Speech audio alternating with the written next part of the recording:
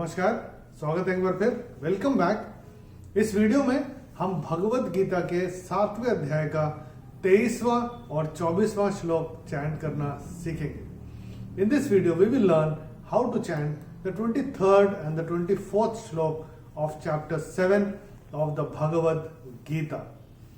The shloka number 23 goes like this. 23वें श्लोक को हम इस तरह से चैंट करते हैं। अंतवत्तु फलं तेषां तद्भवत्यल्पमेधसां देवान् देवयजो यान्ति मद्भक्ता यान्ति मामपि। पहले देखते हैं इस श्लोक में पहला और तीसरा चरण कहां पे छूटते हैं। तो जब मैंने चैंट किया था, मैंने कैसे चैंट किया था? अंतवत्तु फलं तेषां। तो पहला चरण यहां पे छूटेगा। देवान देवयजो यान्ति, ये तीसरा चरण यहां पे छूटेगा। अभी देखते हैं इस श्लोक में कौन कौन से नियम लागू होते हैं। The rules that apply on this shloka. Let's have a look. पहले चरण में ल के ऊपर अनुस्वार के बाद का अक्षर है त, और अनुस्वार के बाद जब त आएगा तो अनुस्वार का उच्चारण होगा न। तो यह हम अपनी किताब में नोट करके रख सकते हैं।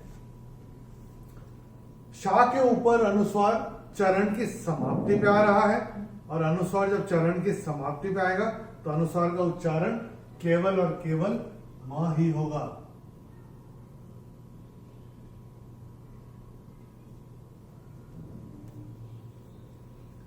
दूसरे चरण में चैंटिंग के हिसाब से कोई नियम है नहीं। तीसरे चरण में और चौथे चरण में भी चैंटिंग के हिसाब से कोई नियम है नहीं।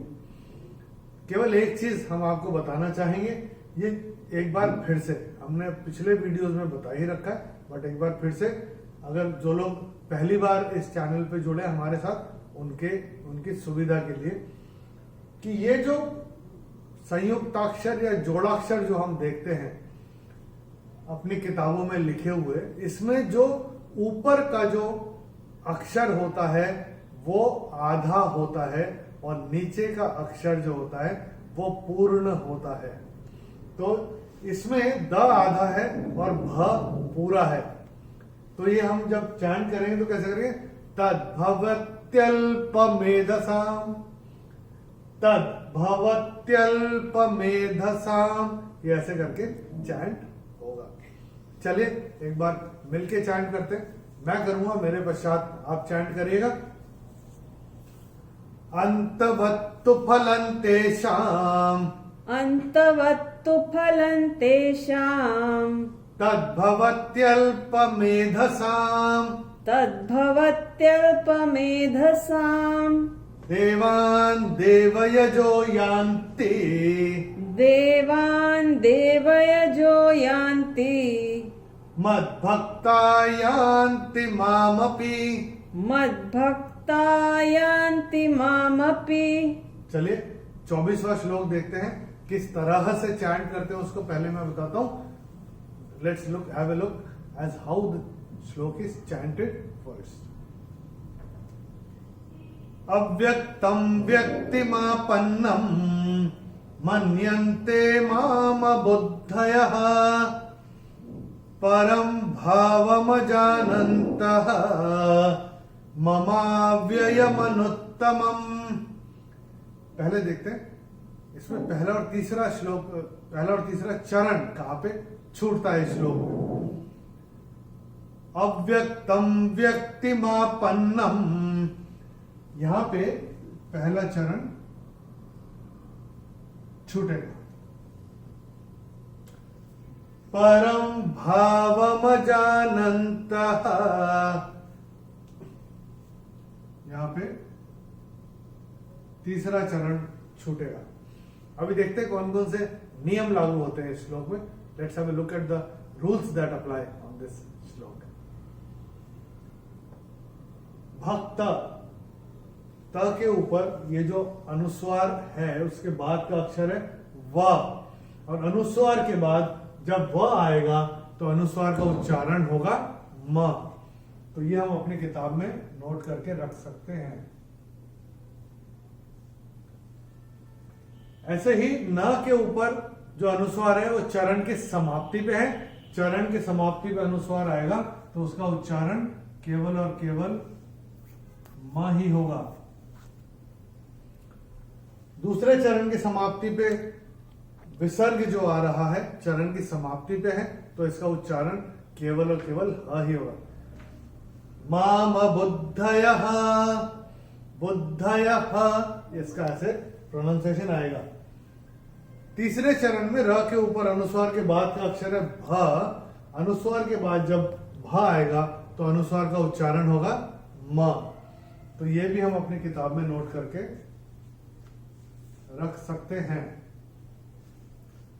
और तीसरे चरण की समाप्ति पे भावम जानंतो जो अपनी किताब में दिख रहा है, तो पहले और तीसरे चरण की समाप्ति पे जब ओ आएगा तो ओ का उच्चारण होगा विसर्ग। तो इसका उच्चारण कैसे होगा? परम भावम जानंतः, मैंने ऐसे किया था और ये ऐसे ही होगा। तो इसको हम लोग अपनी किताब में स्ट्राइक ऑफ करके ओ को यहाँ पे विसर्ग लगा के रख सकते हैं। परम भावम जानंतः, ये ऐसे करके आएगा। और चौथे चरण में चैंटिंग के हिसाब से कोई नियम है नहीं। चलिए एक बार मिलके चैंट करते हैं। मैं करूंगा, मेरे पश्चात आप चैंट करिएगा।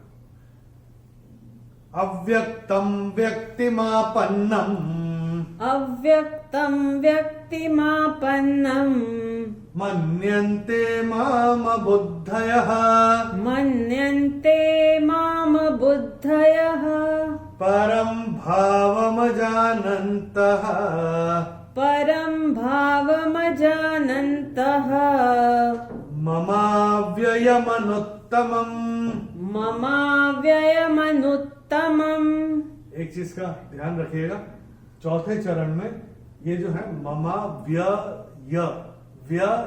मनुत्तमम, और वो दोनों य कानों में गिरने चाहिए जब हम चैंट करें। ममा व्ययमनुत्तमम, ये ऐसे करके आएगा। चलिए दोनों श्लोक चैंट करते हैं। Let's experience the bliss of the Bhagavad Gita chanting. एक बार रिवीजन भी हो जाएगा। बोलते हैं ना गीता चैंटिंग इज एन्चैंटिंग। चलिए लेट्स एक्सपीरियंस इट। तैयार है? चलिए शुरू करते हैं। अंतवत्तु फलं तेषाम्, अन्तवत्तु फलं तेषाम् तद्भवत्यल्पमेधसाम्, तद्भवत्यल्पमेधसाम् देवान् देवयजो यान्ति, देवान् देवयजो यान्ति मद्भक्ता यान्ति मामपि, मद्भक्ता यान्ति मामपि अव्यक्तं व्यक्तिमापन्नम्, अव्यक्तं व्यक्तिमापन्नं मन्यन्ते माम बुद्धयः, मन्यन्ते माम बुद्धयः परं भावमजानन्तः, परं भावमजानन्तः ममाव्ययमनुत्तमम्। ममाव्ययमनुत्तमम्। प्रैक्टिस करते रहिए और हम आशा करते हैं आप अपनी भगवत गीता साथ में लेके बैठे थे। ये वीडियो देखने से पहले जब भी ये वीडियोस देखें तो भगवत गीता पहले हाथ में रख लीजिए। जो श्लोक हम देख रहे हैं या जो श्लोक इस वीडियो में है वो पेज खोल लें, वो श्लोक खोल लीजिएगा। साथ में एक रबर, एक इरेजर और एक पेंसिल रखिएगा। लिखने में कहीं त्रुटि हो जाए तो वहीं की वहीं ठीक भी कर सकते हैं, क्योंकि बाद में शायद वो होता नहीं है। दोनों श्लोक का भावार्थ हमने वीडियो के डिस्क्रिप्शन में हिंदी और अंग्रेजी में दिया हुआ है। जिस भाषा में आप कंफर्टेबल हो उस भाषा में रेफर कर सकते हैं, अगर आप रेफर करना चाहें तो। अगले वीडियो में हम भगवत गीता के 7वें अध्याय का 25वां और 26वां श्लोक चैंट करना सीखेंगे. In the next video, we will learn how to chant the 25th and the 26th shlok of chapter 7 of the Bhagavad Gita. Till then, Namaskar, Hari Om.